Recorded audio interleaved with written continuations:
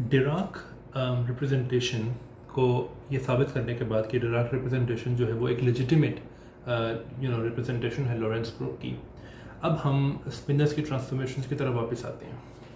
सो remind करवाने के लिए स्पिनर ट्रांसफॉर्मेशन अगर दोबारा से लिखूँ तो वो कुछ यूँ हैं। मैं इन्फिनिटेसिमल ट्रांसफॉर्मेशन की बात कर रहा हूँ।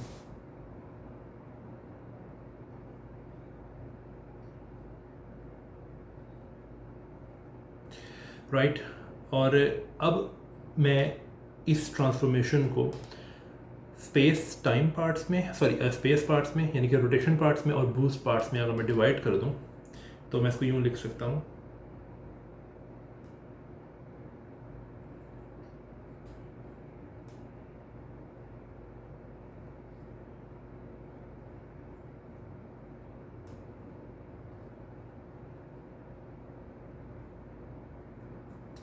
लेकिन ये दो टर्म्स जो हैं ये एक्चुअली इक्वल हैं बिकॉज ओमेगा और एस दोनों एंटी सिमेट्रिक हैं अपने इंडिसेस के अंदर, तो ये कुछ यूँ बन जाएगा।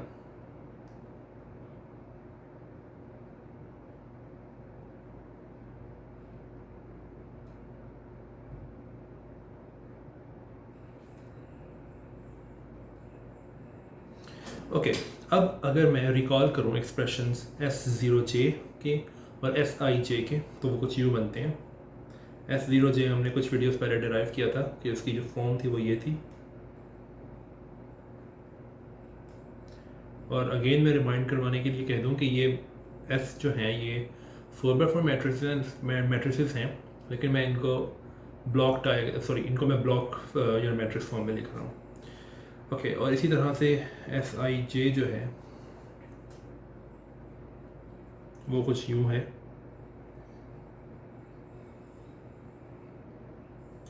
राइट सो इन एक्सप्रेशंस को हम अगर यूज़ करें, उसके अलावा अगर मैं जो स्पिनर है जो कि एक्चुअली एक 4 कंपोनेंट स्पिनर है, इसको भी अगर मैं एक तरह से ब्लॉक फॉर्म में लिखूं तो मैं इसको यूँ लिख सकता हूँ। ये कन्वेंशन क्यों मैं यूज़ कर रहा हूँ ये मैं बाद में बताऊँगा कि मैं ये कन्वेंशन क्यों यूज़ कर रहा हूँ। साई एल जो है ये एक 2 कंपोनेंट अपर पार्ट स्पिनर है और साई आर जो है ये एक लोअर 2 कंपोनेंट स्पिनर है, तो एक्चुअली अभी भी 4x4 अभी भी ये 4 कंपोनेंट स्पिनर ही है। सो अब अगर मैं इस ट्रांसफॉर्मेशन इस सारी के सारी चीज़ों को सब्सिट्यूट करूँ तो मेरे पास कुछ यूँ बनता है।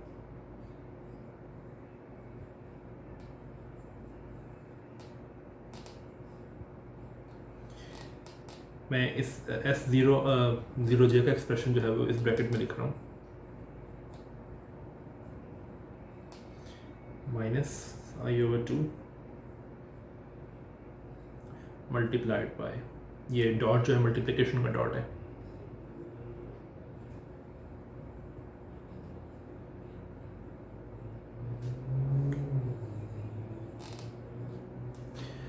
ओके ये सारा के सारा मल्टीप्लाई हो रहा है इस स्पिनर से, मैं इसको यहाँ पे लिख रहा हूँ। अब अगर मैं इसको खोल के लिखूँ तो कुछ यूँ बनता है।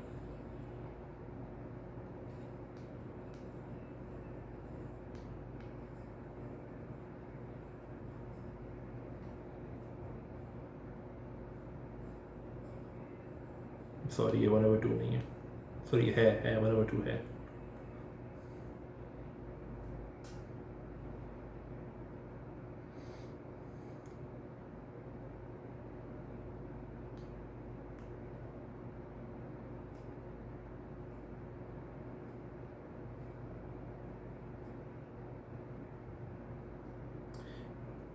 ये थीटा क्या है ये मैं बताता हूँ अभी।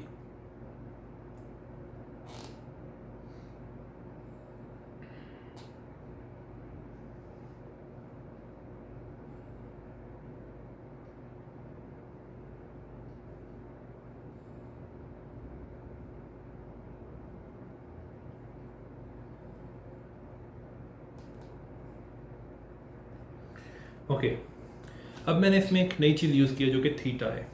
अगर मैं इस टर्म को देखूं, इस टर्म को या फिर इस टर्म को, इसमें जो चीज़ एक्चुअली आनी चाहिए थी वो कुछ यूँ थी, -I/2 1/2 साइलन IJK and omega IJ times sigma के, ये जो चीज़ है ये थीटा है, थीटा के है। इसको थीटा के कहने की वजह जो है वो कुछ यूँ है कि अगर मैं ये चीज़ कंसिडर करूँ एप्सिलॉन आई जे के टाइम्स ओमेगा आई जे, इसको मैं कैलकुलेट करूँ फॉर एग्जांपल के इज इक्वल टू 1 के लिए, अगर तो अगर मैं के को 1 रखता हूँ तो फिर ये होगा इसमें दो टर्म्स आएंगी 2 3 और 3 2, राइट।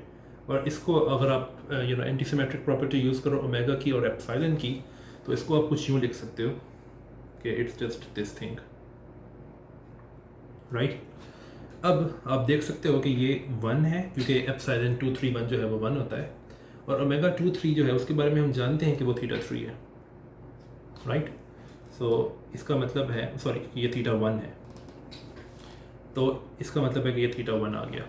तो इसका मतलब ये है कि हमने के की वैल्यू अगर 1 रखी तो हमें थीटा 1 मिला। इसी तरह से आप चेक कर सकते हो कि अगर आप के की वैल्यू 2 रखते हो तो आपको थीटा 2 मिलेगा, और अगर आप के की वैल्यू 3 रखते हो तो आपको थीटा 3 मिलेगा। आपको ये याद रखने की ज़रूरत है कि ओमेगा 2 3 जो है वो थीटा 1 है, ओमेगा 3 1 जो है वो थीटा 2 है, और ओमेगा 1 2 जो है वो थीटा 3 है, और ओमेगा एंटी सिमेट्रिक है अपने इंडिसेस के अंदर। ये बात बहुत ज़रूरी है, दैट्स वाई इसको हम थीटा के कहते हैं। ओके, सो अब अगर मैं ये दो ट्रांसफॉर्मेशंस आप देख सकते हैं कि एक ये ट्रांसफॉर्मेशन है जिसमें साई एल ट्रांसफॉर्म हुआ है इस चीज़ के अंदर, और एक में साई आर ट्रांसफॉर्म हुआ है इस चीज़ के अंदर। सो अगर मैं इन ट्रांसफॉर्मेशंस को अलग अलग लिखूँ तो कुछ यूँ बनता है।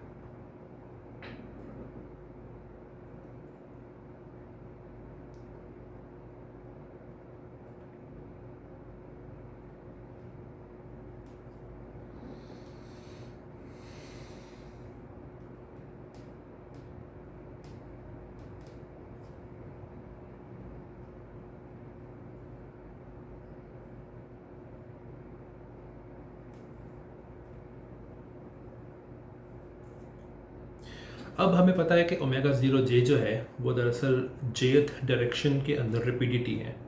कहना ये चाह रहा हूँ कि ओमेगा 0 जे जो है वो रैपिडिटी है। इसको आप जे को ऊपर लिखो या नीचे रखो, एक ही बात है, नीचे लिखना बेहतर है। खैर, तो ये ईटा जे है, ईटा का मतलब है रैपिडिटी और जे का मतलब है जेथ डायरेक्शन के अंदर। तो मैं इसको रिप्लेस कर सकता हूँ ऊपर इन एक्सप्रेशंस के अंदर।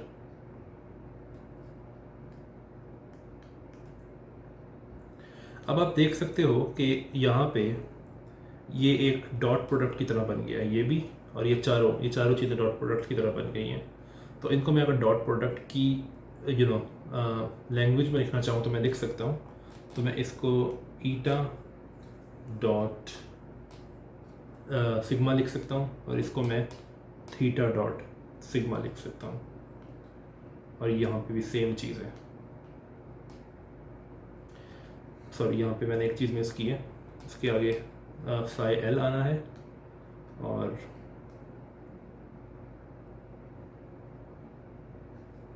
इसके आगे साई आर आना है, राइट। सो एल और आर जो है इसका मतलब है लेफ़्ट और राइट कंपोनेंट्स। इनको हम लेफ़्ट और राइट कंपोनेंट्स क्यों कहते हैं, ये तब देखना भी आसान होगा ज़्यादा जब हम डिराक इक्वेशन को सॉल्व करेंगे। लेकिन अभी मैं आपको सिर्फ ये बता सकता हूँ कि चूँकि लेफ़्ट हैंडेड कंपोनेंट का मतलब है कि जो 4 कंपोनेंट डिराक स्पिनर है उसके अपर 2 कंपोनेंट्स, अगर आप देखो पीछे तो मैंने जिस तरह इंट्रोड्यूस करवाए थे, इसमें लेफ़्ट हैंडेड कंपोनेंट्स जो हैं ये अपर 2 कंपोनेंट्स हैं, और जो राइट हैंडेड कंपोनेंट्स हैं वो लोअर 2 कंपोनेंट्स हैं। और आप देख सकते हो कि इनकी ट्रांसफॉर्मेशन के अंदर इनके साथ सिग्मा मैट्रिसेस मल्टीप्लाई हो रहे हैं जो कि 2x2 मैट्रिसेस हैं, तो इट ऑल मेक्स सेंस। और ये जो 1 है शुरू में, ये दरअसल 2x2 आइडेंटिटी मैट्रिक्स है। ओके, सो अब आप देख सकते हो कि जो लेफ्ट हैंडेड स्पिनर्स जब ट्रांसफॉर्म हो रहे हैं, लेफ्ट हैंडेड स्पिनर्स का मतलब है साई एल, यानी कि ये, तो ये जब ट्रांसफॉर्म होते हैं तो ये राइट हैंडेड स्पिनर्स के साथ मिक्सअप नहीं होते हैं, राइट। और जब राइट हैंडेड स्पिनर्स ट्रांसफॉर्म होते हैं तो वो लेफ्ट हैंडेड स्पिनर्स के साथ मिक्सअप नहीं होते हैं। सो अगर ऐसा हो कभी कि एक ऐसी रिप्रेजेंटेशन हो जिसमें ऐसी कोई सब स्पेस हो, मैं इसको ज़्यादा कंक्रीटली कहूँ, अगर आप याद करो कि जो डिराक स्पिनर जो है ये 4 कंपोनेंट स्पिनर है, तो इट्स साई 1, साई 2, साई 3 और साई 4। ऐसा बिल्कुल पॉसिबल होता कि जब ये ट्रांसफॉर्म होता स्पिनर तो साई 1 जो है वो फॉर एग्जांपल साई 3 के साथ मिक्सअप हो जाता मैट्रिक्स मल्टीप्लिकेशन की वजह से। लेकिन ऐसा नहीं हो रहा। हम देख रहे हैं कि साई 1 और साई 2 आपस में मिक्सअप हो रहे हैं, यानी कि लेफ्ट हैंडेड स्पिनर्स अपने साथ मिक्सअप हो रहे हैं सिर्फ, और जो साई 3 और साई 4 है यानी कि ये लोअर जो है लोअर दो, ये राइट हैंडेड स्पिनर्स ये सिर्फ अपने आप में मिक्सअप हो रहे हैं। साई 3 और साई 4 आपस में मिक्सअप हो रहे हैं, लेकिन वो साई 1 और साई 2 से मिक्सअप नहीं होते। तो आप एक तरह से ये कह सकते हो कि ये एक सब स्पेस है, यानी कि साई 3 और साई 4 की स्पेस जो है जो कि आपस में मिक्सअप होती है, लेकिन वो दूसरी सब स्पेस जो है यानी कि साई 1 और साई 2 उसको कुछ नहीं कहती। अगर ऐसा हो कभी किसी रिप्रेजेंटेशन के अंदर तो हम कहते हैं कि ये रिप्रेजेंटेशन रिड्यूसिबल रिप्रेजेंटेशन है। सो डिराक मैट्रिसेस जो डिराक स्पिनर रिप्रेजेंटेशन है फोर डायमेंशनल, ये एक रिड्यूसिबल रिप्रेजेंटेशन है, राइट।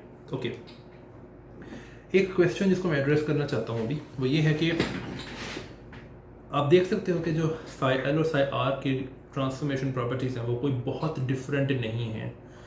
तो अभी क्वेश्चन पूछ सकते हो कि मैं साई एल के ऊपर कोई ऐसा ऑपरेशन कर सकता हूँ क्या कि जो रिजल्टिंग ऑब्जेक्ट हो वो साई आर की तरह ट्रांसफॉर्म करता हो। वेल एक्चुअली इतना मुश्किल नहीं है। तो अगर आप इस इक्वेशन को लो यानी कि साई एल की ट्रांसफॉर्मेशन की बात करो और इसका complex conjugate low, so you will get something like this.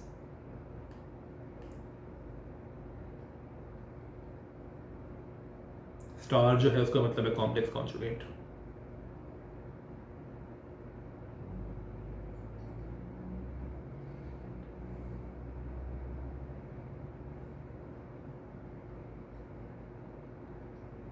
Right. सो अभी तक तो ये बिल्कुल ट्रांसफॉर्म नहीं हो रहा साई आर की तरह, क्योंकि साई आर में सिग्मा स्टार्स नहीं है, लेकिन साई एल स्टार की ट्रांसफॉर्मेशन में सिग्मा स्टार्स हैं। सो मैं एक छोटा सा काम कर सकता हूँ और वो ये है, अगर मैं ये क्वेश्चन पूछूं कि ये एक ट्रांसफॉर्मेशन है, ये एक ऑब्जेक्ट है सिग्मा 2, ये सिग्मा स्क्वायर नहीं है। सिग्मा स्क्वायर को कभी कभी लोग यूं भी समझने की कोशिश करते हैं कि it's sigma dot sigma, actually ऐसा नहीं है। ये सेकंड पाउली मैट्रिक्स है सिग्मा 2। अगर मैं ये क्वेश्चन पूछूं कि ये किस तरह ट्रांसफॉर्म होता है, सो हम देख सकते हैं कि हमारे पास चूँकि सिग्मा एल स्टार का ट्रांसफॉर्मेशन लॉ ऊपर है यहाँ पे, तो मैं इसको सब्स्टिट्यूट करूँ तो मुझे कुछ यूँ मिलेगा।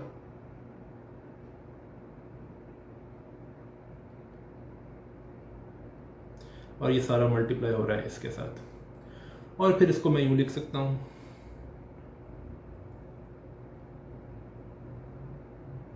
अब अगर मैं इंडिसेस वापस ले आऊँ चीज़ों को ज़रा ट्रांसपेरेंट रखने के लिए, तो मैं यूँ लिख सकता हूँ कि it's eta j sigma 2 e sigma J star plus i over 2 theta J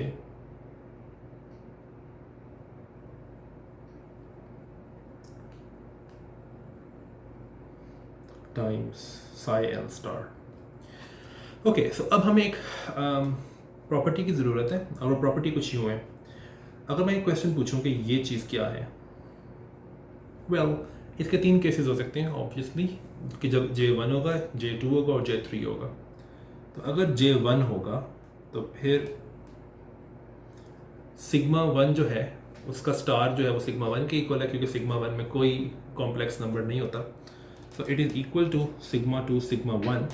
but चूँकि पाउली सिग्मा मैट्रिसेस जो हैं वो आपस में एंटी कम्यूट करते हैं, तो मैं इसको माइनस सिग्मा 1 सिग्मा 2 के तौर पे लिख सकता हूँ। अब अगर J2 है तो हमें पता है कि सिग्मा 2 जो है उसके अंदर कॉम्प्लेक्स नंबर्स होते हैं। तो सिग्मा 2 का जो कॉम्प्लेक्स कॉन्जुगेट है, मैं यहाँ पे लिख दूँ, अगर सिग्मा 2 जो है वो ये है, इसका कॉम्प्लेक्स कॉन्जुगेट यानी कि स्टार ऑपरेशन अगर मैं इस पर करूँ तो वो ये बनता है, यानी कि ये ओरिजिनल सिग्मा मैट्रिक्स के नेगेटिव के इक्वल है, राइट। सो इसको मैं लिख सकता हूँ कुछ यूँ, माइनस सिग्मा 2, क्योंकि सिग्मा 2 स्टार जो है वो माइनस सिग्मा 2 है। और लास्ट केस जो है वो सिग्मा 3 का है, बट अगेन सिग्मा 3 में कोई कॉम्प्लेक्स नंबर नहीं है, तो इसका जो स्टार है वो इसके अपने इक्वल है, लेकिन अगेन से सिग्मा 2 और सिग्मा 3 एंटी कम्यूट करते हैं, that's why it can be written as sigma 3 sigma 2। इसका ये मतलब है कि आप तीनों केसेस में देख सकते हो कि sigma 2 sigma J star it's equal to negative sigma J sigma 2। ये बहुत इंपॉर्टेंट प्रॉपर्टी है।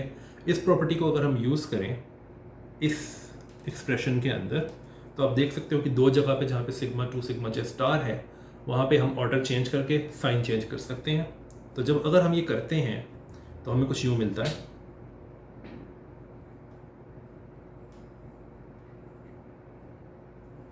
सो पहली वाले केस में हम साइन चेंज करें और ऑर्डर चेंज करें तो हमारे पास कुछ यूँ आता है 1/2 ईटा जे और सिग्मा जे एंड सिग्मा 2। दूसरे वाले केस में हम साइन चेंज करेंगे तो -i/2 theta J sigma j 2 and या Sai l star.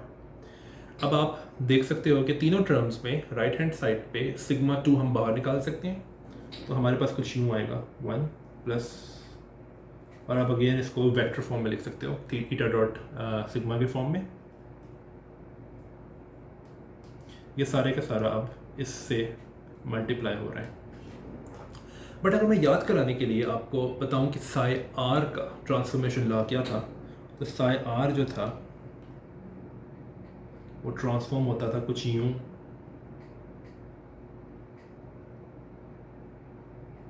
And multiplied by psi R.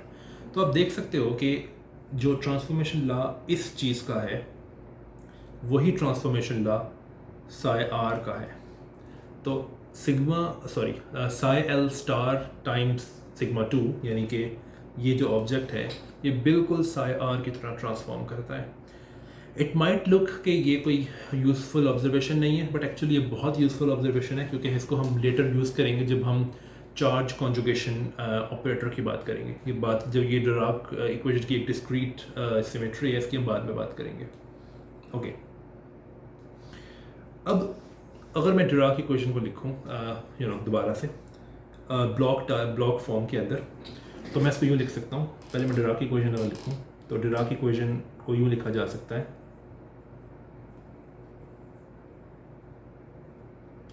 But इसको अगर मैं एक्सपेंड करूं तो कुछ यूँ लिखा जा सकता है। अब अगर मैं इसको मैट्रिक्स फॉर्म में लिखूं तो इसमें इसके लिए हमें याद रखना पड़ेगा कि हमने गैमा मैट्रिसेस की कौन सी रिप्रेजेंटेशन यूज़ हमने वाइल रिप्रेजेंटेशन यूज़ की थी। उसमें गैमा म्यू का जो एक्सप्रेशन था वो कुछ यूँ था जो मैं लिख रहा हूँ। और जैसा कि मैं पहले भी कई दफ़ा कह चुका हूँ कि मैं आइडेंटिटी मैट्रिक्स जो है मैथ्स टर्म के साथ वो लिखता नहीं हूँ, तो अगर मैं वो अब लिखूँ तो वो कुछ यूँ होगा। तो ये सारे का सारा मल्टीप्लाई हो रहा है साई के साथ, लेकिन मैं साई को अब साई एल और साई आर की फॉर्म में लिख सकता हूँ, राइट। ओके अब अगर मैं इसको मैट्रिक्स मल्टीप्लिकेशन कर दूँ सारी की सारी, तो मेरे पास कुछ यूँ आता है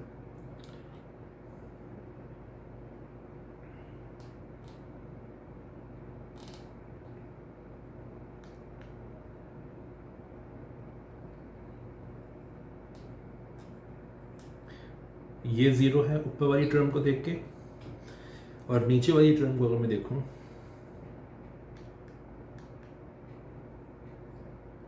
तो वहाँ से ये चीज़ ज़ीरो मिलती है। अगर मैं ऊपर वाली इक्वेशन को टाइडी अप करूं ज़रा,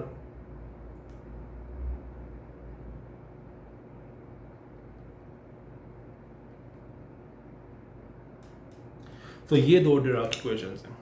अब आप देख सकते हो कि डिराक इक्वेशन को जब मैं लिखता हूँ तो ये कपल्ड इक्वेशंस है। कपल्ड इक्वेशंस का मतलब ये है कि हर इक्वेशन में साई एल भी है साई आर भी है। हालांकि साई एल और साई आर इंडिपेंडेंटली ट्रांसफॉर्म होती हैं लोरेंस ट्रांसफॉर्मेशंस के अंदर, लेकिन डिराक इक्वेशन इनको मिक्सअप करती है। बट आप ये चीज़ नोट कर सकते हो कि डिराक इक्वेशन जो है वो इनको मिक्सअप नहीं करेगी अगर मैथ्स ज़ीरो हो। सो अगर मैथ्स ज़ीरो हो तो फिर ये इक्वेशंस जो हैं वो कुछ यूँ बन जाती हैं।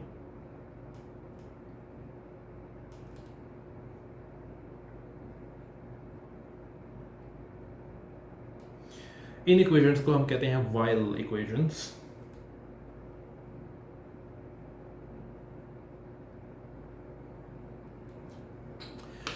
मैथ ज़ीरो अगर हो तो हमें ये दिख रहा है कि ये इक्वेशंस कपल्ड नहीं है। इसका मतलब है कि ये इंडिपेंडेंट हैं। साई आर और साई एल दोनों की दोनों इंडिपेंडेंट हैं एक दूसरे से अगर मैथ ज़ीरो हो। ये बहुत इंपॉर्टेंट चीज़ है। जब हम डिराक इक्वेशन को सॉल्व करेंगे तो हम एक पर्टिकुलर ऑपरेटर की बात करेंगे जिसको हम हेलिसिटी ऑपरेटर कहते हैं। उसको यूज़ करके ये भी देखना आसान हो जाएगा कि हम इसको साई आर और साई एल क्यों कहते हैं।